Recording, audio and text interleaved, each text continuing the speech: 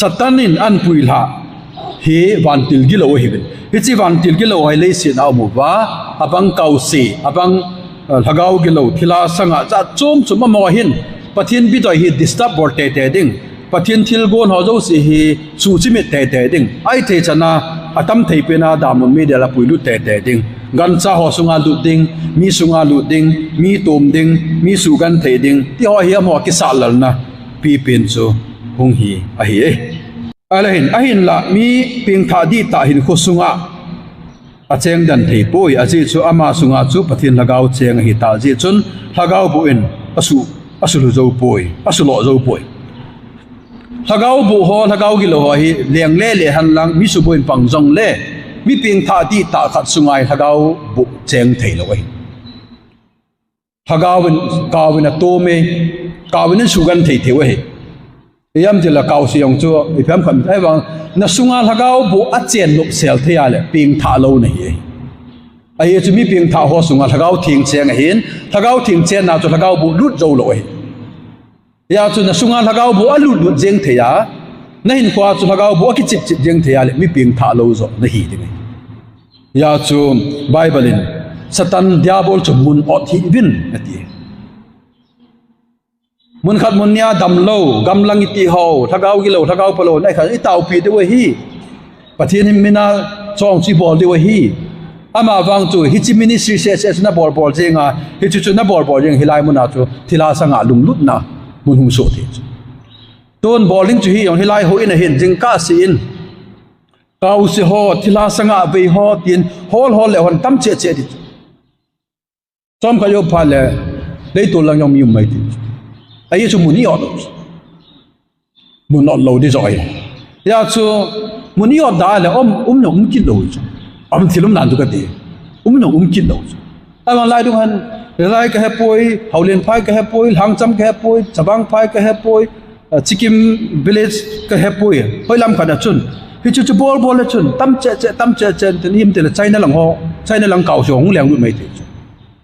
ya chu pathin thun pi sem dan Satan chu mun not hi bin ti chu ya chu van til chi la ho la thagau ki lo thagau plo Kaose nam si za chom au ma hi au pui ki te lo hi ai wangin au pau hi e ho dengal thagau galwan ki nei hin chiong le e ho hi thagau thing in e chen khum ba i pin tha wa le hi chu isungu ba cheng thei lo ding cheng thei lo de disap bang a bor thei chu thagau ki lo thila sanga ho chun pia pastor pa yong chu phiam a disturb jo ti chu i pi ha na sat na ham phiam kha jong thin bol mai the chu banga pastor pa sunga pa thagau gilo cheng thei lo chu a chen thei la pastor pa chu ping tha lo hi jing ya chu tu ga he thei ding chun na sunga min sunga thagau nop ta thagau gilo Kaose nop ta chen thei a le alagau hin kho boi na lai hi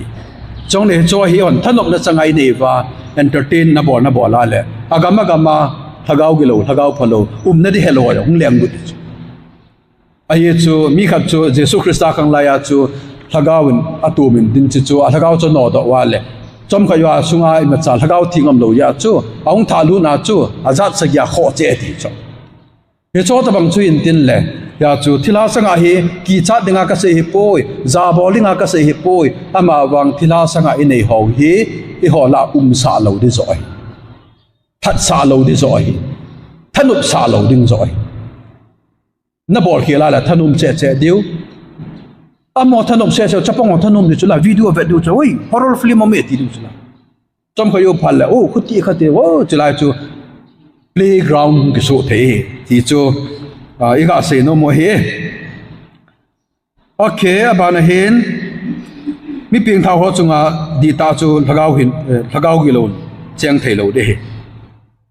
abana hi chi thagau bo le Kaose ho hi ninu nung ting le Satan to damon me de la ton so na dinga kisap lut khom ning a hi ti tabang thagau gi lo thagau phalo mi su boi ho pathin langama cha le dinga su boi ho hi tabang ho hi ninu nung le damon me de la ton so na dinga le lut hung hi di wa hi e chun van til thu jong het ngai hi Christian te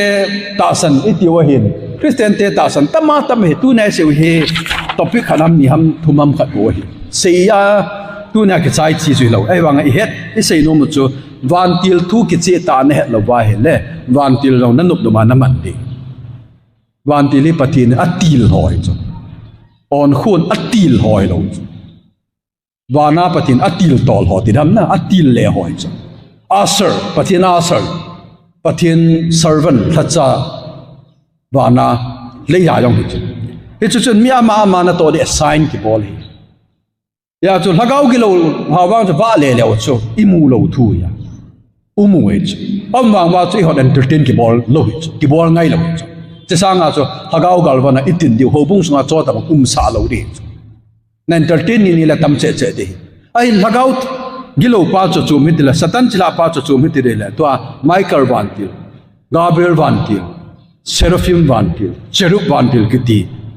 chon sin na nei lo wa dan ho chu nang til tol ho hilowe cho pathin til tol ho zoi ki che nai mo pathin na man cha ho hin on khon aman cha ding ho hilowe e ho ni man cha di ho hilowe ti chu la hin leo khat i ga se no me ne a khu ti lo wa le tu la thuil tam ba lin tin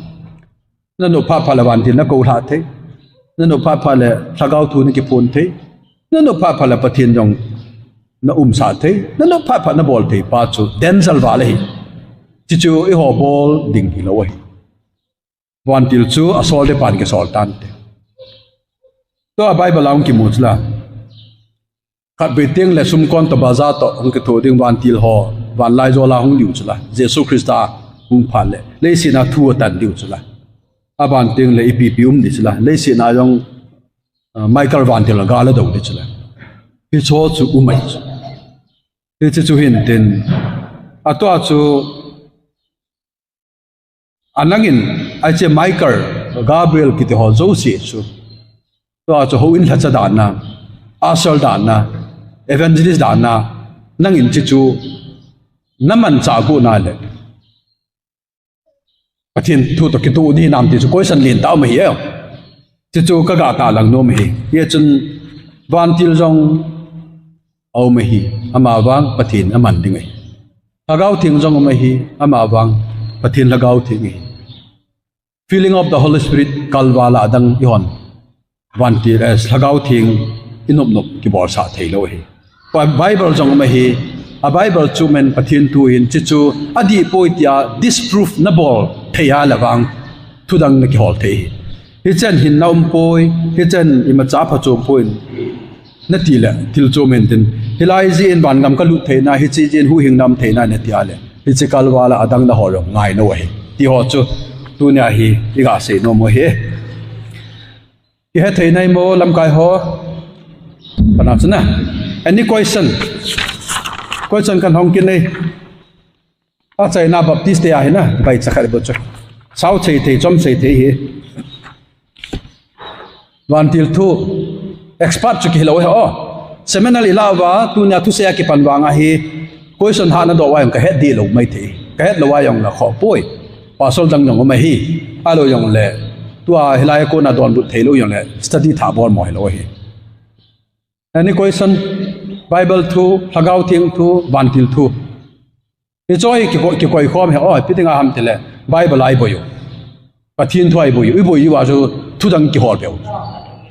abana chu lagau thing thu a i boyo i pitinga ai boyo ham tele lagau thing inom nom ai bol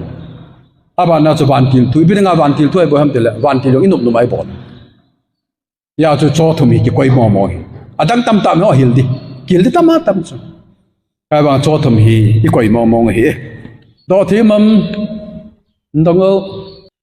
Bible chang khan in siming 1 Corinthians chapter 13 verse 8 ngai lu na hi imati chana mang tha lo ding a hi thagau thu sei do bang chu mang tha ding a hi pau chum het na zong mang tha ding a hi chi na le het na zong chu mang ding a hi izena mi ti le e hon kim lo wa he do hin kim lo wa lagau thu i sei do jiwa hi abul hing cham kim hong ting le a kim lo cheng si hi ki subei ding a hi it's a Bible sang na sei dung ju ya chu tu ai sei ho pau chum thon le lagau thil pi jan ham khadi mang ding a he ti ngai lu na wang mang lo ding hi cho hi mang ding hi iti la mang de ham a time aman na ding pha chu cham kim when the perfect has come acham kim chong phala mang ning he ichalai acham kim ati hi neutral gender la ki mang he it's neutral gender la hi ja chu it's Bible Revelation chapter 20 verse 18-19 na hichi pathin thu gau thu ki sei hi Allah do omloading akoi do omloading tia ki khum kha pa hin completeness a perfect pa chu hi tia ki la hi ya chu 1 Corinthians chapter 13 verse 8 9 10 in a sei chu acham kim hung ding hi hichi phal le chun hichi lagau thu sei do le adang da hi mang ding hi awanga amang lo di chu ngai lu chu ba na yong dan ding hi a chu hi mang ding hi ti lamang de ham aman ding phat chu a perfect pa acham kim pang phat hi chi acham kim pa chu epigrammal ki mangam tile neutral gender hin hi chi neutral gender chu Bible hin hi chi Bible chu a ki khum kha ya chi hi tia ki la hi a question to answer in tin nan nop lo chu til chu mai ta na a question bang cha answer kha di adang mam aha ka yan nga chu ka to chu yang le tu hin ke ma ka het dan ka mu dan Bible a ko na ka sei de mi hem hi Kaose ki helo he na mi hem ki hin ama wang le si na Lucifer le loi hong ki jep la pha na hi anung zui ho Kaose Thilha sanga dim se de tai he cho hin mi sunga lu do wa gan cha sunga lu do wa a chen khum pi ji we na a chen khum pi the nau chu a thagau thingum lo ji hi ya chu asunga cheng chu Kaose hi ya chu mi him pa yong chu Kaose nu Kaose pa ki ti hi chi chu i ho ni min vo thu hin a mi him chu Kaose hi pon asunga pa do chu Kaose na atum pa do chu Kaose hi ale chilaya seiding chu Kaose chu hi chi tabang mi chu aping tha theidam question na hi chi tabang mi chu van ga ma lut theidam ti ke het chana wang chu hi le a mi him chu Jesu thi san hin sop thing la nei lo hi Jesu thi san hin hu do la nei lo hi ai wanga chu Kaose chu satan chi la ai ya chu Kaose dinga hi thi san vat khat nga ba pu iti saw hi Lucifer le loi ho dinga hi Jesu thi san vat khat jong ba lo hi chu aba mi hi ma dinga vai ya chu hi cross a ngai dam chan nau thi san hung lung pa khun a mi him pa dinga lunga hin asunga atum pa kawa da lunga hi poi chi pa la chun hi chi pa chun pin tha na nei phal le asunga chun thagau thing cheng in tin ai chun asung wa hi noi pathin in thing ni hun het lo ham ti chula na Bible en pathin chen in thing ni hui thagau thing chen ni ve ti cho ya chu mim ka cha pin tha len thagau thing in mohola nam chula na ya se taw chula indwelling a chen kum pia Krista ti puma baptize bola ha do ni khu ya dinga mohola bol ai an mai ja chu thagau thing cheng hi chu thagau thing a chen ngai ngai ya le thagau phalo pa chu pot dinga hi na a pot pha le a thagau wang chu wan gam lut lo ding thagau ka ti thagau ka ti chu Kaose chu ai chi Kaose chu wan gam lut lo ding aji chu ma chu pot do de ta chu pot do ding vo chu sunga lut de ham ai lu len ping tha lo kha sunga lut tham ta chu da le de ta chu aba ami him pa wang wan gam lut ding hi aji chu Krista chu mi chon cho hu do ding ai le yam Jesu len lang chu Genesaret dil len pangau chu mi khat pa chu kya chan chana thi khawani ke pipim chula na minim piam cha legend ti chu legend chu sang gupha yam ga sei ne chu sang sei ne chu plat piam company khat ti le se pe yam ga sei na battalion khat ti le he jam ga sei na legend ki ti teng la chun a battalion sanga tam ti na he chu ya chu asunga lhagau ki lo pa chu tam valentine keima zanel ai lo legend ke he ti chu hi chu hin dai wanga Jesu chu ano do pia chi vo cha sunga lu do ba na alagau a Kaose chu Jesu wan ga lu sai lo pe chu ami pa zo chu su theng he na ya chu ke muda na wang chu mi him hu do na Jesu hin a Kaose ho la ki ho chep ho le a chon chu ho ding ta chu Jesu hung thi he Jesu a hu hing chang ding hi ama wa a kau wang amin mu ta chun wan gam lu tha lo de na akau chu kida tha de anai mo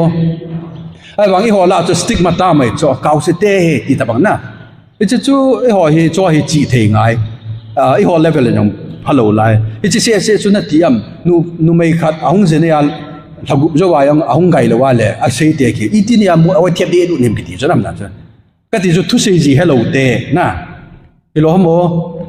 lung gel rau ta gel lo te ki cho koi ham kha chun chanu se ne ya yong la chapa gap ta ho ki ti cho am na du ka na ai ba chi chu amani nu pa su khi lam su khi lom ki hello chu la kom ka cha ni gi thi ma yong la a te man nu x nu pa ba poi ki ti da ve so na lo mo x pa ba po ka ke bang koi mo he khu ti ma ko me chi pa su la si dan ki tang he cho bang phai ve ta ki ti so nam na cái gì thằng chú à cầu sẽ thu sẽ luôn à social issue mà mong is lung put đàn nuôi hi nai sai rồi hả na nai sai rồi mi khát chân nu chấp bà này làว่ากับมากี่chânลักสมลังสุมังตาที่รู้ว่ากับchúก็ยังผัดหงายเลยแล้วยังทุกchânไหนติดเดียดcáiที่นี่ham chân này rồiยังเฮ้ประเทศมินchân nàyที่ง่ายสิมีตีเลยกิจใจอำนาจก็เด่นนะบางจนเตะปีขนาดนี้จนcáiเฮ้ไอ้มองนู้ยังทุกchânเอาไว้พัดดุนcáiจะปากเดียตุปากเดียแต่ใช่กลมนะอามงนูก็มาก็ติงอามงนูบุญเป็นมาก็มันรู้มาตัวตุปากมิติกันไอ้ทำมีตุปากก็ต้องเลี้ยที่หัวตรงนั้นที่รู้มาจะก็ตัวอาเก่าสิทุเสียเราจะว่า social issue ตั้มตาเฮอีเลเวลนี้มาเลยเก่าสิเตยองจุกิติเทนันเตอาจีจูตาสตาจะมองจุเก่าสินั่นนี่บอกผ่านมเดียนนะตัวนี้หัวบางทีเก่าสินี่ตั้มไม่จ่อเก่าสินี่ตั้มมาไม่ยามนาเลงเตอำนาจคู่และคู่กิกาเลงนะผู้กิบเบียนเตียงจูกิบเบียนเก่าเบลผู้กิตีจ่อไอ้บางอาจูตัวอันผู้กิบเบียนเตละกิบเบียนนั่งละเก่าสิเอาไม่กระติป่วยนะเอาป่วยกระติป่วยเกี่ยวตัวบังโลไม่เทจ่ออินก็เดี๋ยวมาลายองเก่าตั้มไปเดี๋ยวลังตั้มมีหัวเป้าทอลังปะเก่าตั้มเก่าจูมีใช่เนี่ยนะเก่าอาจารย์จูเก่าสู้เจ๊จ่อตั้มเจ๊เดียวตัวหอมเจ๊จ่ออีปิงอาหอมเจ๊มแต่ปิงท่าตั้มเจ๊พานาจูถ้าเขาทิ้งเช่นในอินตั้มพานาจูถ้าเขาบุญมุนนั่นในรูยาจูบ่จะสุงหำบงสุงหำมีปิงท่าโลหะลาจียาจูถ้าเขาพะโลเก่าสุอีลาวหอมเจ๊อาหอมเจ๊ป้าจูเก่าลุดปูเตตีนให้จอมนั้นนะพันไหนโมอัสตัวลุงไทยเสเลยอาดังมัมลังอาเฮจิบังหาเตเดเห็นหาดิโจตาแกมีอาจารย์ปังก็แบบแกตัดสิหาป่วยนะเกี่ยเหตุจะน่าจูบันทิลฮีอธิเทยโลหิต้นทุยลจงฮีกิบังโลหินกิเสียติงเลยในวัยหมอกิดเดินป่าสลอนั่นตีดีหินไอจงจุยเสียอะไรมีเหตุนั่นละสัมเบเซนอีมูคำจูอีตูจ่าลอยออกมานะอีมูเราซีอีสตัดดี้เราซีจูกิดอนเราขัดไม่จ้าเจสุคริสต์กังลายมีขัดจะสูดมาจูจิลาสูดำให้หลอนนะเฮจิลาสูดำป้าจนหัวบุ้งคนเลยหัวบุ้งมินจูจิลเราเตะไม่เตะจอมนั้นนะจิลหัวบุ้งที่หอดขัดจะสูดมาจูบนโถอันนั้นนะบนโถหัวบุ้งอะไรอย่างเลยลาซารัสสูดมาจูทานน่าคุณนะทานหัวบุ้งกินไม่ถึงนะอีเจ้าบางอย่างจูไบเบิลสิมฮอลป่าสโลอย่างนี้มีเหตุกี่เหตุสินอากิมูไซปีทำเตะบางอย่างนะอาบิลลาฮีอาเกงอาฮีอาคุตีอันเนวาลีเนตีเตะแต่บางอย่างฮีอีปอมดานอย่างอันนี้จีเทหินอีเจ้าจูในเหตุที่มโลวาเลอีติดานั้นทุเซวกิบังโลในตีเดวะฮีไอ้บางอย่างอีเจ้าจุนทุกกิเซอากิตาสันดงอาหงพีจุมยาจูบัพติสเตตาสันอุมาevangelical ตาสันเพรสตาสันหงหลอนะโจจูหงเฮียหินอิมูดานุอีเห็นนาวทัศมวาลินเนียวจ่ากิมวยยาเห็นนะอิมูคำมากิไว้ปูหินอาบังจุนเฮเลมิเฮมฮีอธิพัลเลดามุนไม่ดีลาขัดเวกิววามาเลดามุนาตูนโซนาโลเดตีจ้ะไอ้หัวนี้เซลจุเลตูนโซนาตูนโซนากาลาฮักิลนามุนาเลตีจ้ะเวลาจูตูนโซนามเลตีจ้ะไอ้บางกิมขัดคนตูนโซนามป่วยติดดามุนีตูนโซนามป่วยมีเพียงทาลุหัวจู punishment บางดูดีเว้ยขัดเว punish เพียงสุกันเทียมว่าอักขหาก็มาเลเบดี annihilation เบดีตายดิมีหิมหินโคมมีหิมทักเอาจูกิโกวามดิงตลอดเด็ดที่จะปมจงจูไม่เหรอไอ้หัวฟังจูนี่แหละที่เราเด็ดที่จูต้นสอนนะที่จะว่าถ้าบางทีบางอาจูวันที่จงจูเกี่ยมูจนาวังเกี่ยเหตุจนาวังจูที่เที่ยวดิ่งไอ้ยี่จูอามาให้ต้นสอนนะสตันจงที่เที่ยวดิ่งที่เที่ยวเนี่ยที่ยองละจนที่ยองจูใส่ดันจุ่มสุดละอาทิตย์ตัวนี้วอลเลย์บอลแบ่งว่าหมออาทิตย์ตาเวกิตีคนละนะ awang thi lo pe cho na hi chi pau nam la sei chu khat min ten ama wang talo ki pa wang chu van ti hwa pum te aji chu achung wa he god na ki pe ding hi a bible a chu chan hi zong le tu bangen ke hin mi zakhat ka tha hi le ka chunga hi god na ki pe di cho mi zakhat that lang ka chunga i tabang god na ki pe le mi lung dam de thu di pot de mi zakhat ka kabli na ke chunga ni tabang dan ki tang han lang hin le thu di pot de ei ki that le thu di pot de a pot dam pi pha la pot de ha yang bol ne avun li ma chi mal cha so de na kai le de jong chu lung na chimu ai wanga chong chu hing lo he na ke chu mi zakhat ka ka bia le ke hi zakhat be ka thi ngai elo ha elo mo zakhat be ka thi ti chu on kho long khat le mi zakhat long ki te lo cho ni che ta banga chu lucifer lit mi billion hi zat a lep tha Kaose nam se le vantil ki lo tam tan hi zat lom ei pui chat ve ba achung wa thu pi ki tan ding hi khai be a ki wa thi mai ding hi lo di chu e the wa lo mo asaza di dan chu ka te na he chi chu asaza chu mihim khat sanga wa noi le chi pum pi sang mihim khat man tam hi mihim khat hi banga man tam hi zat lom a pui chat ve pa chunga thu ki tan ning chu a tun so hi ding chi chu ke mu dan he na eta bang ai je chon vantil thi thei ham ti wang chu lekham ka zin ke mu dan la ke he chanen vantil ki that thei pon te ki that nang in namo tha thei pu ai in sports ta banga ka te na sports ta banga i pem khari ke bola ma po tai ama na zo pui ti wang chu thil chu min ten ama wang vantil chu damun me di la tun so na thu ki tan ding hi e chu nu ten ani ngai bo no ngai ding a min na do hi e cho ta bang chu tu lai mai the na van ti la ki that tai khu ti tai kha ti tai adang ma mo am nan hi manga lo wa la ke ka bui kai ading do ya na sa che e ha rapture pha le hen mi ping tha ho tol to am de tai ada ha hi mi ping tha lo si di tai rapture jo pha la khun thu ha sa khang ki pan ding hi jacob lung hem na iti pau khu chong le Daniel hapta asom sagi na pa khona rapture chu iti dam ki hello hi rapture na ding a sign ki pelo mel chi na ki pelo hi second coming wang mel chi no me ha yam gam ka la kan ba kum ki do ti pa ho e wang rapture chu iti di ki hello ko ni ai ha na mi ho jong hi rapture lai yaw mai theu chu ko ni ai ha mun la pa na kum la khat wa rapture hung thei chu ya chu rapture phal mi thing te ki tol to ding mi ping tha si mi ping tha lo si ki dal ha ding hi chu phal chun i ho he thei ding ja chom lama se ning thu ha sakang ki panding jacob lung hem na armageddon gal ki pande na it's like home ding cha chu antichrist vai hot de to ai satan hi amel kim lo chu rapture yo phale satan hi amel hum de chu mi him tabanga na mi hon nong o chipa hi messiah he ti chu antichrist ki ti chu chi pa chung ding chi phale chun revelation chapter 7 le revelation chapter 14 na sim phale pathin thun zon in asei na khu wanoi kolning lia lengam thu phal hang sap dinga mi israel pungkhana ko na iza da ti sang som sang ni ti tam hin abona lakha le sang som le sang di mohol kinam kane ye ti pathin na amo khu israel nama ko na hi pathin a chum bia lengam thu phal hang sap dinga thu ha sakanga da mi lakha le sang som le sang di akoi he che cho hoi cham bi nei dong la chun tua I het lo he na pathin program gau thun revelation ai mu he ya chu mi ping tha jo si apot wanga chu mi ping tha lo jo si na la chu israel mi te la ko na la khat le sang som di le sang di chu pathin ago na hi nu ma ya ki su bo lo na sa ki su bo lo mahol ke nam lagaw thi lagawa mahol ke nam diu amo chun lengam thu pa sep diu wa noi kolning lia lengam thu pa asei chai pa la bo second coming nge to ai hon chu khu rep chalai la wai la khi lo ale chi chu thu ha sakang chu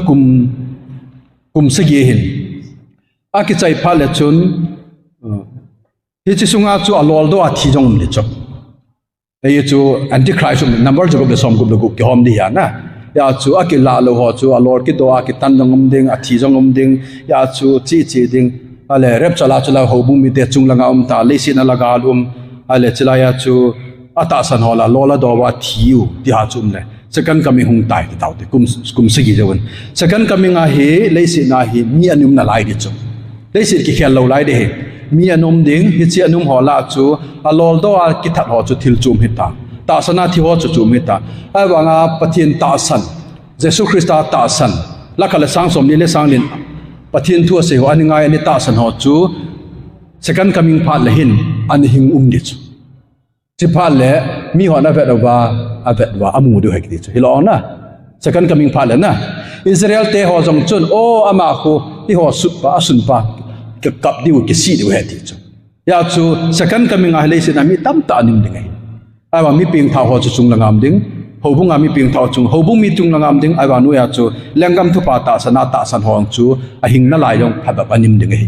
chi pa le jesu christian le sin a vai ho ma satan chu ku hu a ki koi ding chi pa le chun ata san alol do man lo ai wa nga an hing do mi ta san ho jo si chu jesu to khom de hi cho chu mi hing a hi win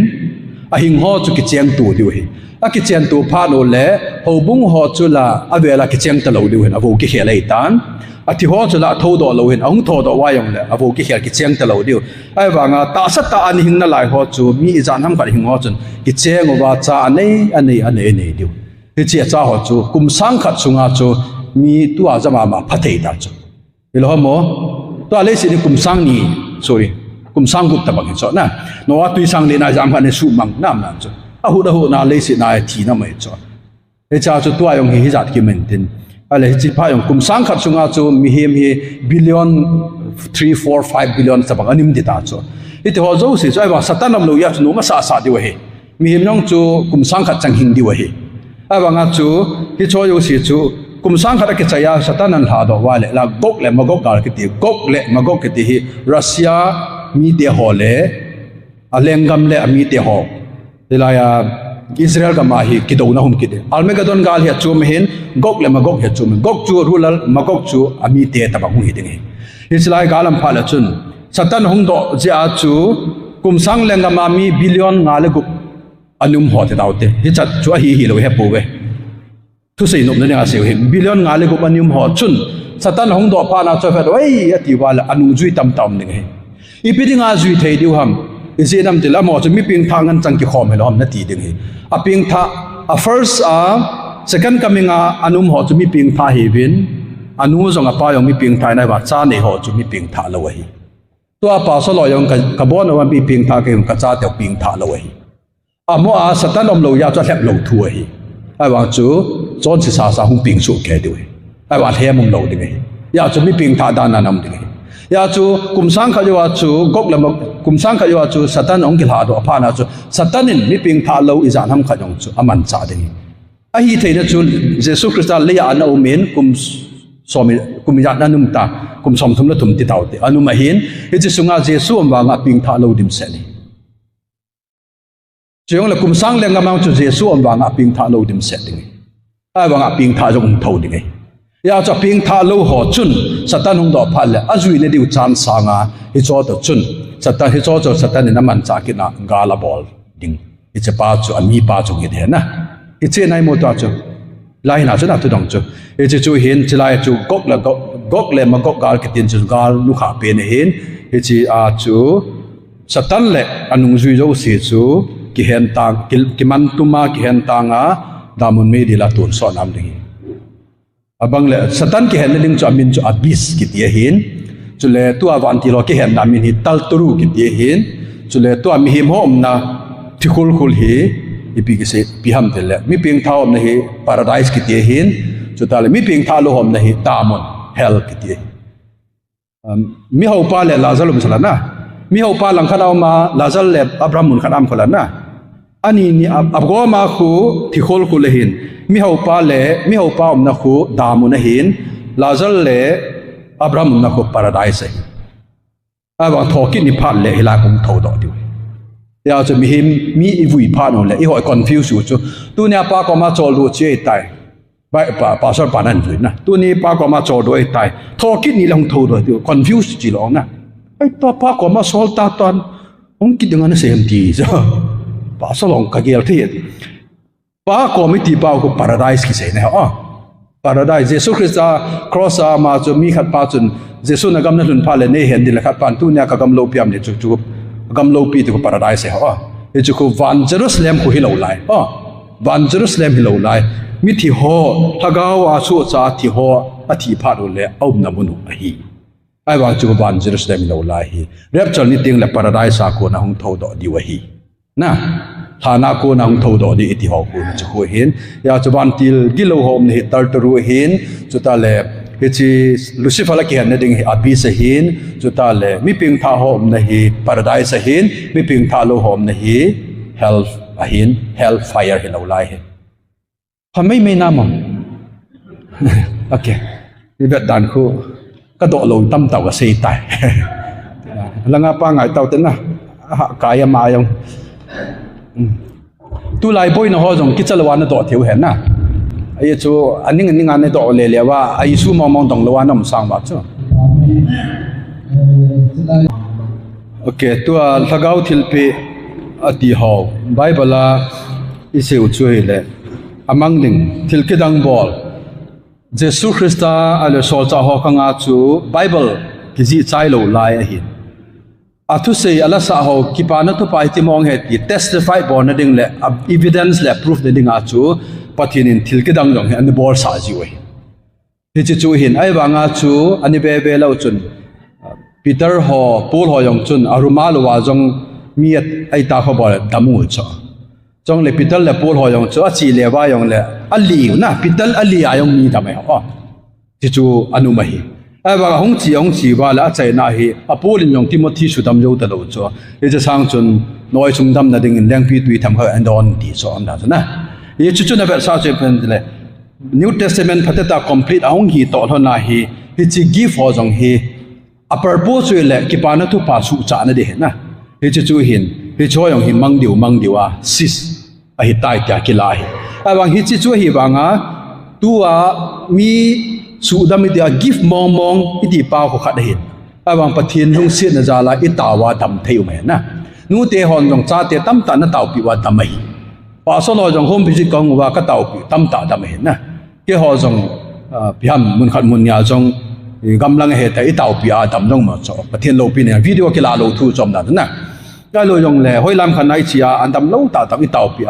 đâm dùng mấy chú, tàu bị gì trong mấy thế mà tàu gì trong mấy thế, ya chú bắt nhìn tàu na sang ấy, tu lại ya chú thil cái đâm dùng thế hi, tu lại ya chú tàu dùng cái tàu đâm thế hi, thil hai dùng cái nọ đó thế đinh hi, cái chỗ dấu gì hi, anh ngõ là bắt nhìn ngã tàu na ra là thế đinh hi, ama vang mi khăn gift cái này, ati mò ngã lệ, chú gift ai phá lệ chun, ai nói chuyện chú không biết bồi dùng chun trek ajuy thế đi chú gift hi lệ,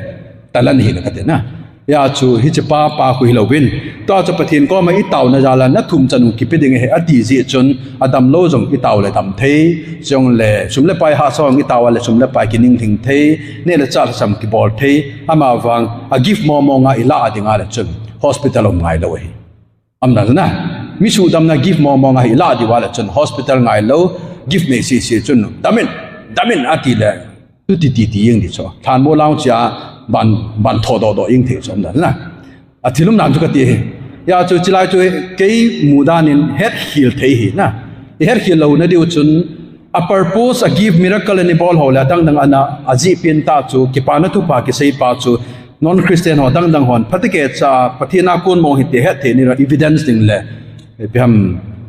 testify bon ni au ma hin hi chu all in amang chai tai ama wang tu la ya chu taw yong ke taw dam the hi chu pa hi taw na za la hi na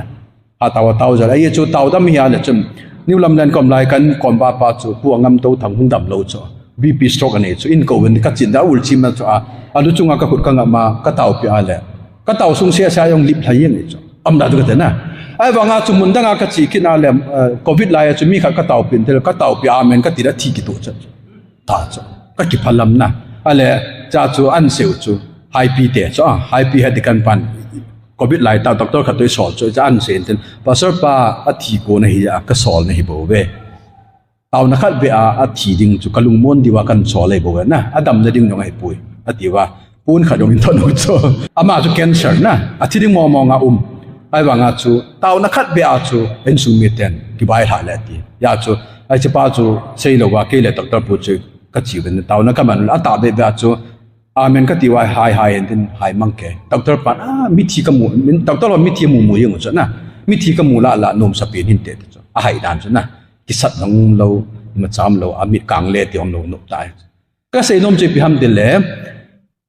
gift cái này ai lệ cancer pang cho đâm đấy cho na hello miracle chu bol thế cái ai lệ na cancer na yang là đâm đấy cho ai bảo ngà bắt thiên lung cái họ là bắt cái chỉ năng lung cái lệ đâm mít đâm sẵn cái tí ai lệ BP stroke bao nhiêu đâm á, khát bao nhiêu đâm lâu hết nè. Tôi ấy họ dùng hít tàu biểu đâm mà đâm lâu đâm hi. Cái cho hi họ bor thấy này tập bốn, và thì này tàu nó asan nó kinh ngắm hi. Nè, khát chụp tay. Israel nè, tôi Israel họ gama Israel cái hết ya khung ngã chỉ họ khu cùng sang lên gama qualified di Việt Nam, đi cho eligible di Việt Nam ticket cho cái số di Việt Nam đi bay hết nè. Kum sang lengama hi Israel te kinam na chu kum sang lengam hi zong le kum sang lengama hi Israel te se lo ding hi wa noya second coming a hing na lai ho chu Israel se an hi lo de hi gentile mi zong de na cha chu gentile zong ding Israel zong ding hi anama chu na ya chu chitin nam pin ong ki ti lo na ho ni chu kho hin tun ho bung jong bela chun ho bung a hi Peter Paul ki to hi Judami chala na abana chu Cornelius ki ti pa chu Gentile mi ki chu ho bung a jong hi Judami Greek mi Gentile mi ma ba nga Judami Greek mi lo wa bon wa khat hi ba ti he na kum sang lengam pha jong da chun hi ta banga chu Judami Greek mi hi lo wa pathin ta san ho khom na hi ding hi wan ga mi hun pha nu jong le khum jo sia chu Juda Israel pungsom le pungni min ki ji ding hi quạt dâu xia chụp phùng son là phùng ni min cái gì đừng hiến khu ma chú sol trả hoa min cái gì đừng hiến đó chú này về sol trả hoa giống giàu đi chú hoàn cái mà chú na ông đừng à quạt nào chú là Israel tem năm tay asunga va le họ chú năm tin vai pi năm tin vai pi thì chỉ đang năm đang họ cái gì này na ya chú bắt hiện nên mi đặt khăn này bốn ya chú hậu phùng à giống Juda mi Greek mi cùng sang lên ngam à giống chú đừng hoàn cái mang chú đừng hiến cái họ này sẽ phải lên nó họ mình sẽ chỉ là hình lồng lút thấy buồn thấy bao của đi lô cho đấy na trong đấy họ nó họ UPC họ bán cầm đút bố bên đấy nó họ 7 đấy họ bán cầm đút bố bên đấy thì họ bằng của xây lô đấy na năng cái bị xin hi vàng à cho nó lút lô mấy thế cho lút nó đừng cho Jesus Christ cái ngôi nô thế sana sọp tiếng họ bảo hiện na UPC thì ông Jesus Christ ta sana lút đi sula amo na doctrine na kibai họ cái bằng quay thì thui na 7 đấy họ chút thì Catholic trong chút đi Baptist trong chút đi cái họ trong chỗ cái vai họ nên để ya bắt thiên sang cái bị xin ngày lụt mấy thế chỗ ngày lụt trong là chân hiện nên này rồi nên lụt đầu đi ya cho bạn cầm lụt nên đừng bắt thiên đặt khăn này bồi thì hết na bắt thôi đang mà mo ama hi làm cái bùa hi ai su tông cái tuổi cái lom tai cái gì đi hi bạn thì lên Jesus Christ đã biến áp bạn akal tàu cho nên ông kít kia asasa di wahi asa sa lo asasa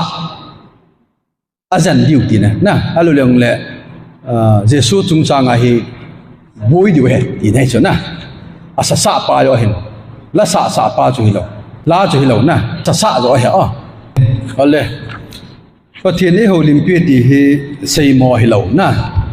sei mo hi lo aji chu Bible sim phal le Bible chang tam tai sim wang khat ham khat kun na bây ha chỉ khu thằng áo thiền nó tỏ cái gì cho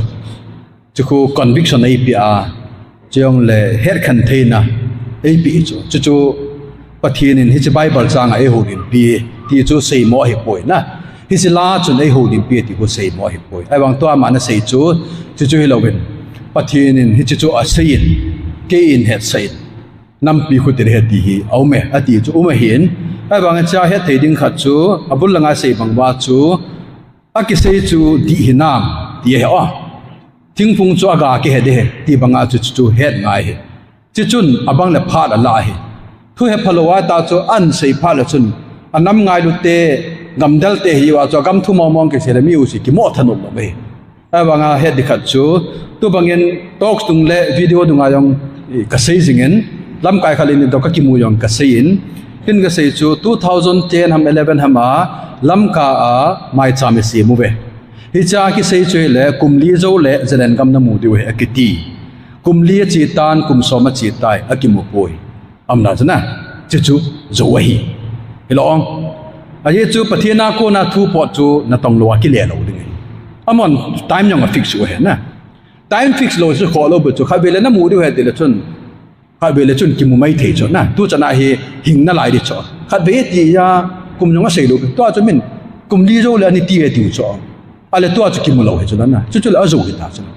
abana chu ipi umam de la i hung ki do ba more apa na ba sa hung to lo ji su tong to khom lo im ki ta chu na more long ho ni chu bu he a ti dum nan ka te ale ipi umam ten jesu to nong kyo mel sia na jesu to kyo thei ki ta jesu to ba sa to khom thei ki ta jesu to ki mel mu thei ki ta na ai wang bible chun koi man pa mu khapui ti chu na hello pa o ma be cha pa tai lo na pa mu kham lo chu ale cha chu hung ta chu ale amu khatai ti tau te ale cha thung ke se chu pi ham ti a hele pi ti ding he khate ding he ku ki te khu ti de hung ki ti ki ta chu ale ku ki te ho he thusim hung ki su na AD 70 Israel apa na hung zam do ba Great War of China in sa ba aba na chu hung ki do ba Manipur lung thon we he ti cho aba nga chu mei te history puyas ki ti ho chu AD 100 dunga ku ki te Manipur lung ta chu abang i hon thusimin tha sei ba chu AD 70 a hi Israel aim na lai chu Manipur li thun lo lai chu mai le te thusima chu AD 100 na Manipur lai hu ta chu mai le te thusim se lo Greek te thusim le adang dang izar ham kana ko na chu Manipur la ku ki tiam tai ki ti hi chu i hon ngi se chu abang chu AD 70 Israel in dal ha wa i hungu wa Great War of China in sa pau he chu a Great War of China chu BC a ki sai chu hello Great War of China BC ani ki sa chu AD langa tham ka kan asim hoi modification chum na chu ai banga chu BC a phatata ni ki sai ai chu chele chun a history to ki to lo chu history to ki to lo ja chu Greek te chun God cannot change history adi dan nan chu Greek te chun pathinen jong thusim ni anung khel ji pu ati wi cho ai banga chi ho thusim le khabu iji masadawa AD 30 Manipur la yum tau mai le te thusim ma AD 100 dunga Manipur la tau thusim dang 100 AD 100 na Manipur la kim ta thu in tha pa wa AD 70 Israel an ba hichi in gal kai wa China ga mi chi wa ung ki le ki wa la nga ung thun ki ho ta bang chui cho nam na le khabu dang jo si to ki to lo history tong ki to lo ima cha tong ki to lo a chai na hi chong chu man mo so am na chu ka na ale tua thu hil za chum ki na pathini hi tia hi tia isei ki tau cho hi ti ho zo se chui va na le chun tua isei ho jong hi ani gel lau chun pathin thu to ki to lo ham ti hoi ta ngai to nga hi cho tua isei ho le ipon ho pathin hi tina se akutina se ki tia ajing la umji lo na athai la umji lo ti ho chu ke ka bui na hi cho ka bui ni ki tian la modi hung ji a pathin in thu se ang nga thi ho chu ke ka bui cho am na chu ka te na helong modi hung ji a chu pathin na thu se ku cho sei lo cho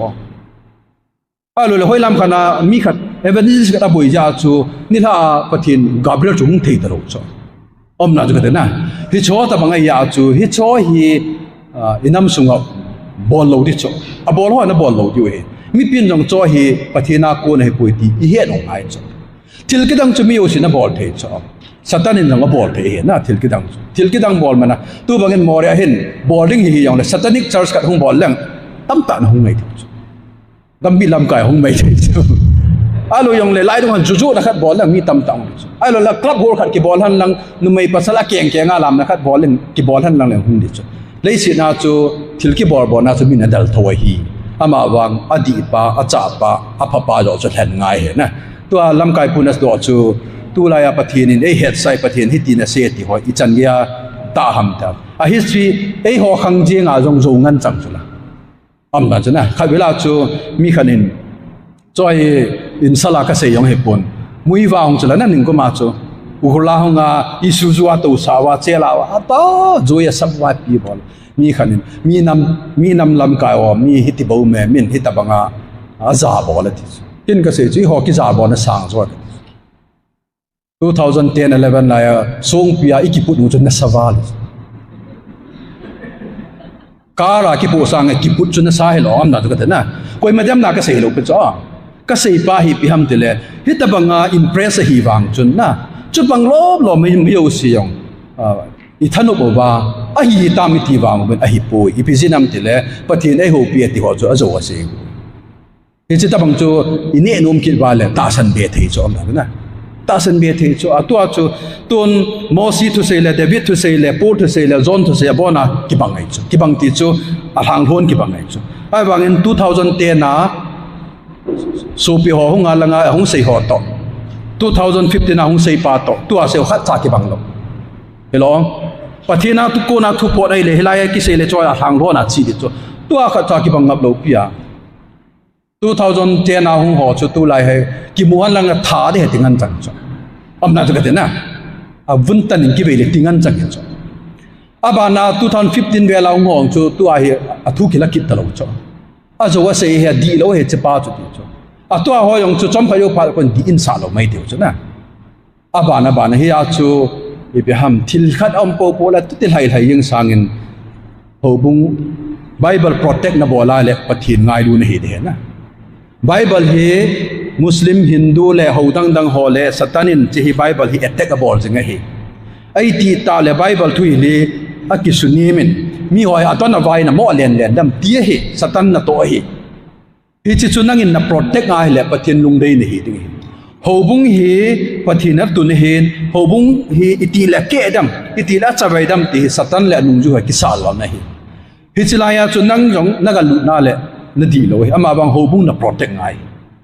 KBC chu iti le ka protect jo dam mi on kuti sei jong le ho ya KBC chu a phat na ding ka gel ding ka na 7 day chu phatia ka ki bol ka na Catholic chu phatia ka ki bol I polo ngai chu amna chu ka na KBC ama KBC dem Catholic ama Catholic dem 7 day ama 7 day dem UPC ama UPC dem pa hoi lo de chu a ho bung chu pathin lung dei pa chu ipin tha deu chu hin yum na ho bung hi protect ngai yum nai ki loi khom na protect ngai chong la pathin thu protect din he chu mi dem na helogan pathin lung I tu naw zo he na phanai mo okay khatna Bible hi a paper hi ki hai khum he pon che pa he na paper hi ki hai khum he pon chule a typing ABC Zem pa hi ki hai khum he pon a thu ki hai khum he na ya chu paw akile wanga chu athu pa chu umahi ya chu ba pathin na hai committee pa hi a pe pa hi pon a Greek le Hebrew chu hi pon a tha do ku ki chu hi pon a pai ta paw chu hi pon a thu zo chu inspire a bol hi na chu khat na hin tin he chu ai lo la chon hi che translation ho hi imalo isu kha do he na ai chama chu hi chi pathin a hai ku mai poi ta pai de yong ide lo hi a thu pa hi to abang cha translation a chu Africa ga ma chu bu bangam pui tu chu bu bangam lo ya chu is Isaiah chapter 1 verse 18 na chon si bu banga bang de ti pa khona coconut banga bang de ti we ti chu ai zo mo context chu coconut jubi abat aban dan na hita banga chu umahi a translation pa chu he pon a thu chong la ami pa yong chu inspired hin oi azi pa chu aman cha hin thagau ting apui hoya man hin pol chu a hai khum hi pon a pen chu hai khum hi pon a paper hi pon a thu pa a word pa chu hin he che word pa chu translate na bola na man cha chu nanga dinga silawa hin original Greek hi zia original Hebrew hi zia inspired here aung kile do pa na inspired hilo hi ama wang hi chalai chu translation na china chu error thei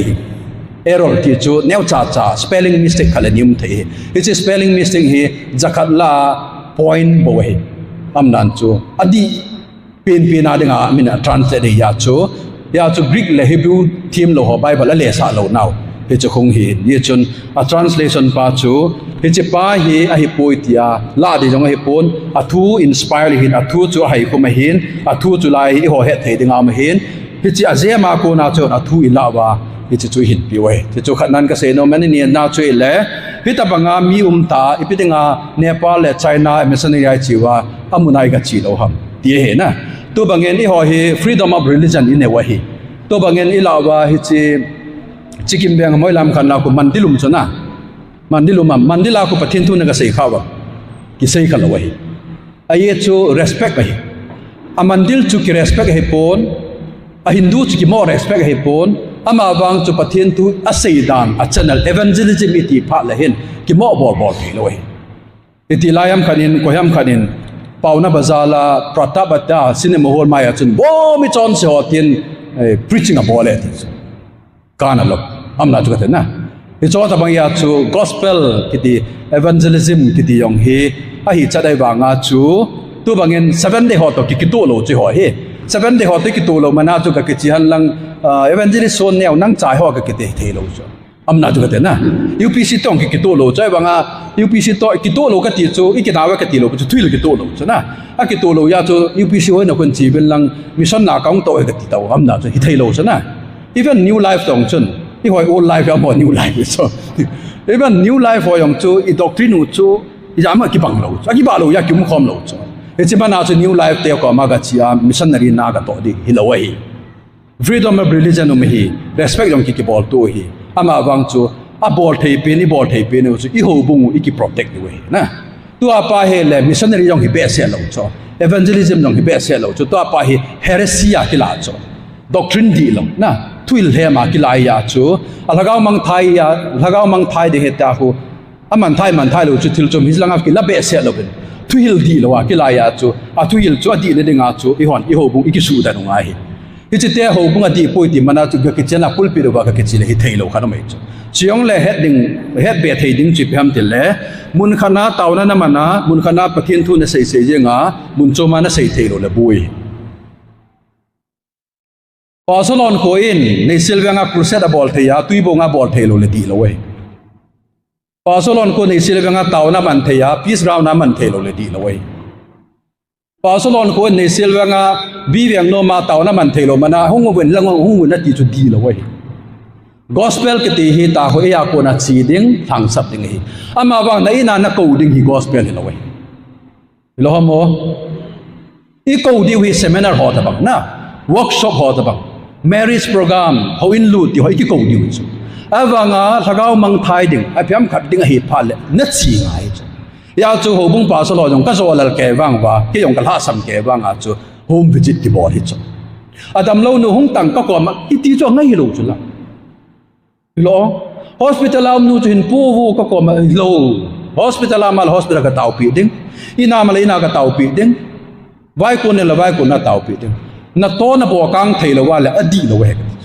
a gospel chu na di lo we cho ya chon khun moria pathin thu sei thia le palle na wa sei thei ngai ai cho pathin la chai phla na pathin thu sei ding man chai o sei thei ne pa long sei thei ngai chu la anei silveng tai lo ka sei thei lo wa le di lo we nei silveng mi ka su dam ji ya tui bong ka su dam thei lo le di lo we ya chu a gospel pa yo chu di lo ai wa hichima na chu ka chi ding ka dal di lo ai chu challenge lo we challenge ka ti chu e ho mi kim khat ya la chu adi poi ti lo hong wen ten hong pa chen ta tao helong hong wen ten hong pa chen ta tao hong ki din te ta tao bar kem ga ho jong eliza yo ki ta chu hilom ti chu hi chu e ho de din da na o kan sei di chu idan ho na adam le eve ki phochin ho nei gulin pathin hi ta cho sei mong ham ei hi ti bol hanin ata lo veu te ti chu ya chu ki phochin hi satan na ha mana man chu abana chu Jesus Christ chu satan nan hla ma chu hi chi song hi chang ha so san chu te le me hem cha pan hi ka he ding hi ki phochin in proof ki bolin hoi na pan ki chom tham alo jong la bo khomin proof Jesus ki proof ham ki proof lo a ki proof lo ya chu Jesus hi lo ham ki thâu ipinga ki proof lo ham satan no ya lut lo test hi het chu ai chu adam le eve chu test masa thu da chu ya chu Jesus chu ki proof lo he o pathina hi na proof lo hi le chu awang satan na demand chom khaya cross a ki khain tin pathin cha pa nei la kum na tango khuti tang ke ni hu do tangai pi na bol hong ti chana jesu ki proof ham no ki proof lo oh hingu cho na hong kum chi tau te ti lo cho nang in ni phin ha ka van til tam tam a ye cho van til ko ha the chana ki proof lo ipizin satan in a sei ja ki proof lo om na to ka te na itia ki proof ha thokit nya ki proof vana kala ki proof aung ki phale chu on kho a ki proof na ding chu tui bong hello chu more hello chu jesu ko ma ka ki proof chu hello mo jesu ko ma ka ki proof chu e ho ki proven ti ho he bol lo di bu chu yong le old testament na thil ki si chu te kha na mangin sabat na ni de he akanga ki ti chu to akinit lo chu ale old testament na thil ho chu pai di ka ti na yong hilo a principle la pau chu jesu nung zui ki hintin jesu ki proof lo wala nang ki proof ngai nai sai lo jesu ki proof lo on ko ki proof ngai lo pi am na ju ka te na a proof chu pi ham de la aga he chu on kon seminar la bola on kon kem bola on kon crusade bola on kon pathin na to mi phat chum pa chu proof a hin hoilam khan na bible verse izana sei thaya ki ti ho proof lo chu sermon na bol phe nam ti ho proof lo ya chu I hon he diwa te umbang chu hi le gospel he ki ti hi going out hi adam lo ana samyo si kai na hongo ki ti gospel ta he loi chi chu hi lo ding peace ground na tau thei lo wa le ti loi more ana tau thei lo le ti loi chu yong le mi ministry khana ju ka ki mo interfere thei loi tun tu bangen e ho I kim wel wa kha le ni yong hin lai mandil bol ho hindu ho yong kon Christian te hi van ngam lut lo de a lu yang le mang tha doi tai ten lang hin PPP hung bol han lang le di lo hen na chi chu akam din mun jong phe ye chon a di nai ngai lut ding a hi ama wa ngai lut ding ti ma I ho hin amo kho thagaw mang thai na ke mo ba de pui thui la di pui ta ki la hi thui la di lo pa chu amo ko ma ga se yong le chun pom lo di ama wa I ho be ki su ti te ya ki bo le bo we na adang mam nong sa do di về pata he na cái hết chana chu tua I hon I sei pau he na bible to ake kale ka ti je nga hi ban ti lo nga apun jong le aban til to chun kium khom hal lang na a thilum nan chu sei jing le chong le hi banga media ha na hi banga live telecast ki bola ipidinga ba gabriel ka becha an solo ham om dan ju kate ai chu media ha nan chu status sang ka be gabriel lim long kimul kilometer old testament lai jo le thil jo me na phone jong pon tin na ata chu sei ba chu na gabriel to ki kimu mu ko wan til chum chum hung ko ai wa nga chu kimu khalo chu anamin kimu khalo chu he chu blind na chu ai nai ki ti thei lo chu khan na ani na chu ama chun gabriel hong ai le mary to kewa joseph to kewa daniel to kewa chun le bible a ki ho ji wai chu he ti chu sei ji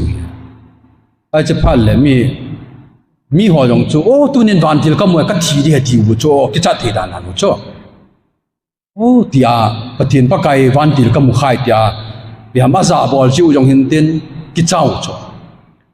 ai wang chu a kyu pha nu le chun ameri ong chu mi ham pakai su nu pakai thu ta nge ta ki mu lo wang chu ki phalam ta mai chu ya chu mi hi ta chu kheu hin a o jong thing sat ding am na ka de na a ki won nong boi lo di ai wang chu tu a I hon tu lai thil bo dan hui ve na la chu avan til la hungal mulaki mulo aba nga chu mi khat ki mang naman pa chu microphone tu han lang sei jing jong le phan lai amna chu ka ti helong ipi chu long kat ngai ham ka ti long kat ke te na athilum nan chu ka ti ai le nangin na ho pia khat pan chang thum ma se nangin chang som se gi lang na se chu ipi ham ka ti athilum nan chu ka te na chu jong le hitia chu thu le la ho jo chi chu to I hon I khadu jong he 2010-11 song pi mai cham to kilo wei chu he jlai chi pi bol wa thu so mi ti wa gau sap na kan tang pu tua jong hi gau sap na tamai cho gal na nei diwa hi na khuti diwa hi alo jong le tisan long ding hi om na ka na ipp ho hin tin aba nga chu in sei do ho jong hi iki ho piu pha lo le khon ape ta khu om na chu ape ta khu gabriel tai ape ta khu o ma le gabriel chu hin din do sa taung ki ve ta ta om na chu ka na alle gabriel chu tha nei lo ham om na chu ka na chi ikhat eng khan na ka sei lo pe cho eng khan na ka sei lo gabriel tu ki jam pet pu ji ham om na chu ma sanga thim ga ho ko ma pathin thu pun phal le gabriel man chan lang ko yong le mi patata kyo chu mosi to yong sinai mula kyo chu abraham to yong kyo chu chu o akichi pui tim lo chu ya chu clear chachana mi kyo wa chu min ani ji do hin atwa chu akibodan mo mong chu ke wang chun bible to ki to lo hi mi kim kha chun thim sela dem jong dem hi bin pom hi bin ti ta ke chun pom hi chung le adi jong adi pui ka ti he o pathian na chakhan hi na adi pui aye chu hi ta ko pathian in thu phon lo a system chu su hoi jong na chun a bible ki chai pa na chu na la do jong le na koi be jong le gau sap na cham de na chan de ki ti ya chu a ding jang hian lang ai pi chu jong le a hi thei pui gabriel chu na mulamun michael na mulamun seraphim na mulamun a kho pui mu diong hi pon den tup diong hi pon den awa a kho pui ama wang pathin tu kalwala thil gabriel van tilin pathin tu pal ke lewa chia koi be de chu hi thei loi aye chu gabriel chu pathin til to le hin sot to le hin asar sa hin pathin dei pathin ni laya gau thua ki phong no si complete hi tai koi be hi be na ti gabriel da koi be ding chu hi thei loi di lo mo aye chu gabriel chu pathin si mi chula lucifer len pathin thu anin hi chan ge hin ja chu gabriel ni hema man ta ka ya chu gabriel in jong hi chi bible kalwal hin thu hung phung pon te ya chu hole ho ki hem pu de ki ngol bor pu de ata san ho bang thi chana ta san di tai tu ata san hoi na i bi ki se ona ta san diu ta chu i tau nau chu hung ki le de hi ama wang i ho wang lut po te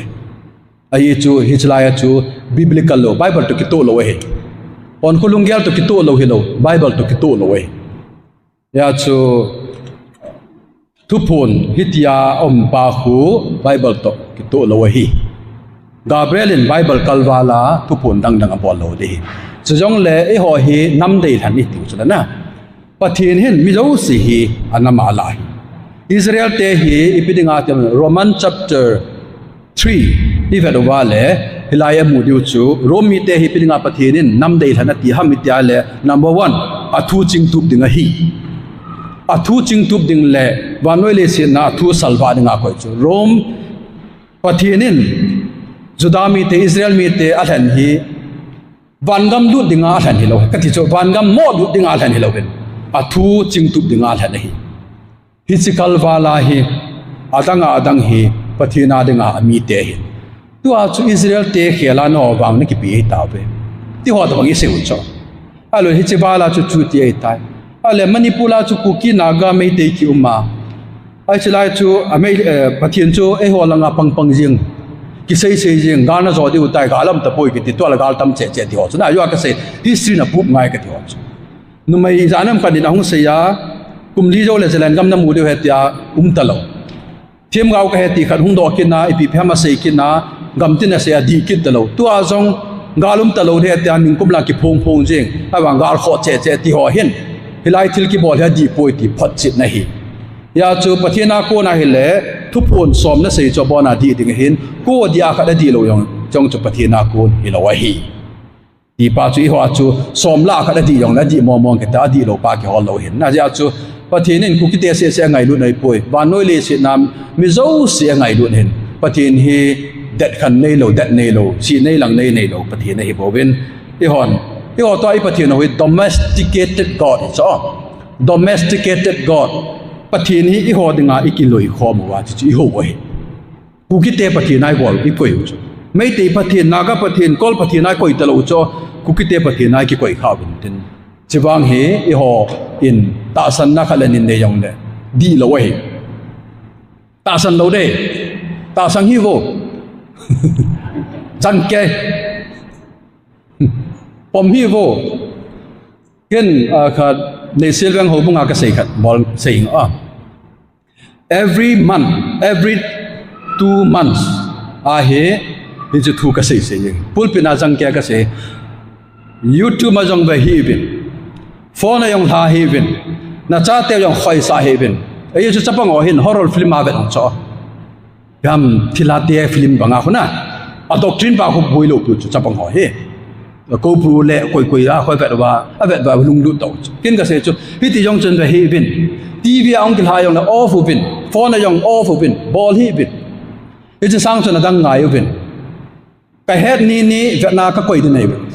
KBC council kilo na nei masanga he on khu kitipa he vena koi thanom pa ka hi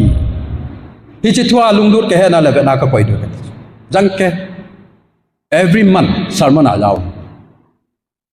mi cho ki he cho ai wanga chu every month ke sei phana chu tua khu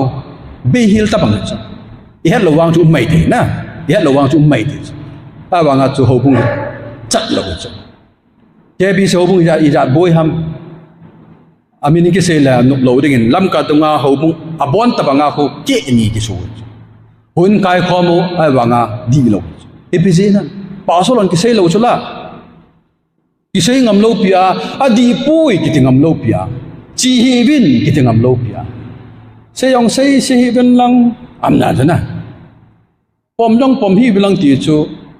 ke hi na lo cho ka bp to ke to lo na cái là đàn cái tiệm bảo mi là đàn chút thiếu chôm hiện tiền mình dùng là đàn chôm này tiếng gì vang cái xây nôm chỉ phèm thế cho hi iki chat lâu đuôi number cho group là som group là group other card chung chang ai dùng cho hal hay leu chula hal hay leu cái họ loi ribbon let tin ho cái họ loi mi ti ho gong na certificate ki gol han satan pu mi ping tha lo pu e tiu chula hal hay cái này à chỉ cho chỉ ta chula na hết mà khẩu chán tao cho chung nu có mà na KBC na da na ai vang hồ bung đâu yêu si save đâu chula tong chu Thilha lunglut te be taw amo yung inung ko chu ai wa hong do thelo yang kho lo pe chu kho lo ke ti chu hong do thelo I ba ki lo da ai wa ngen adang wang I dat ong lai chu ho bung ke ni ding lung gel nei lo hilaya naw na ki pui theya tuina lut theya pakain jon na ne theya chuta le baptized service na bol baptism service na bol theya Christmas na man theya New Year na man theya mission na to theya Pathina na to khom theya in sumai cham na sim theya hu hing na thu jong Bible na mu the le ipi ha dang I hol du na lo mo atang hol dim lo chula ai cho bona la ma cho I sei bang ba hi chi Bible hi disprove I bor jo wala kho lo disprove I bor jo lo wala adang hol lo de tun rut te ho thu sim bang ko Naomi te in ko ko Bethlehem ki la ha ya chu moab ga ma chiu chu mi pa thum thia a chai na ko Naomi hung kile hu chu an ne am pha na hung kile hi pathina ngai lu ja hung kile he lo chu Bethlehem Israel an ne am tai ti pha hung kile hi pathina ngai lu chi lo hi pathina ngai lu na le root le or pa jang ko hung hon chi tau te ti chu hung hon hi na ti chu ya chu ama chu min Naomi pleasant tin pleasant chu anung chi pha na ko bitter a kha mi hon Naomi hi lo he mo ti chu ho bunga hi chu lai hi le khal lai hi yum diu chu ki la ha pha le mun khana ga chi ji di lo chu lo mo ho bung hon sa ka hin mun chu ma ki comment tin hon sa chai pha le ti hoi lo chu ale tu la ho bunga nom the pon ti hoi lo chu ho bunga to na din da cha ke de more ho bunga nam la more ho bung chu a phat na sin na din cha ke de na kha na pe de chu chu lo wa hoi lam ma an ga ne jot hoi lam khana praise and worship ga chi hoi lam kha prayer meeting ga gal hai ipiam khat hi jing chu Bethlehem ki la ha pha na mun nga chi ho awang phapu be ong kinung le lang ben amenu yong pleasant de ta cho hitapon ama ho min chu bitter a kha hi ho bunga hi ilam lot be se ale ni kha leng thu di thu ta pathinan bayong an hop ti taw te hong ki tor pha le iza chai chu inung lut pha le na elo mo ale na nuk lo he chita bang hi ya chu ho bunga hi ipan cha ke do he more ho bung Pauline Pai Chikim Chabang Pai ala hoi lang KBC hi yong le UPC yong la koi yong na I pan cha khe de thuil dang hi I pom lo de ai chi hon Bible ki pom hi ai hon Bible ki pom lo la bang chan thil chom Bible ki pom na chu pa so lo yong Bible thu ki se ya chu adang bang hi entertain bol lo phan cha te naw teng lum lu sa ngai pon ti biang la ngai pon phone a yong thanop nop na de ngai ve yong ngai poi ai chu chilai chu thil tam ta lu chu te ka ti haภาษาดิวตามภาษาเต่าตัวน่ะตัวก้อยสนจูป้าเตียงไงดิงอ่ะกี่ตองไงกระหังตู้บุบไปกี่ยองป้าเตียงไงดิงลอยนู้เตียงไงดิงลอยตัวนี้ทุยเสียบินแค่จงกระเฮ็ดคำกระเสียหินเฮ็ดเป็นกระเฮ็ดปนจึงเป็นทีมเป็นกระเฮ็ดปนกระเสียน่ะปนจีเละเดียร์ข้อเสียกระเสียยามแต่นอเซนติเมนต์สุขเทียงไม่ทีอินตินวิจารณ์นุ้ยสีจิเล่เวดาจิเล่กิริตซาจิอากาศละหิบินลังอังไงดูจิอาเสียฮียานีลาปีดีวินปากายมินิงกติมูบินยามตากิเสนากิสานายองฮี rectify board เทมีหิมากิฮิจิอาจู Bible จางิเสียกิลฮัม theology ขดิกาเสียกิลฮัมจงเนี่ยจงจู ready open ตาฮี correction correct board เฮียคิวมุจิเกฮีจิจูหินตินอากิเซปีเป็นจูไบเบิลฮีอดีปุยนัตีงำละวายเลยอดังหอทีไบเบิลละหินผู้หิงนายองอำนายวันกำมกิดุเทนายนัตีเลยอดังหอทีจุเลมุนจุมจุมากำลดตั้มตาเหี่ยงกินุงเล่พาเลยบิตเตอร์อหิโนเมบิตเตอร์ฮิโปเตนะ pleasant จูฮิเปเปเตหูบุงเวียงตุบดิ้งหูบุง protect ดิ้งปฏิญเลียงกมาดิ้งไบเบิลยัง protect ดีไว้คุติโลเล่คริสเตียนไลไบเบิลจุมจุมพุงปอดตัวเดียนนะจิโจปฏิญทูสุจุนนดิ่งเละดาวน์หินตินจิโจหาปนัยปันดีเวนปากายมินติมนักขันเนวินเสียขิลเสียวาลัมเละกิงไงน้ำมุตินเสียข้าหอที่บอนจาวาดิ่งอินปฏิญอินพัทเทบุปิจิตาวหันก็เก็บไป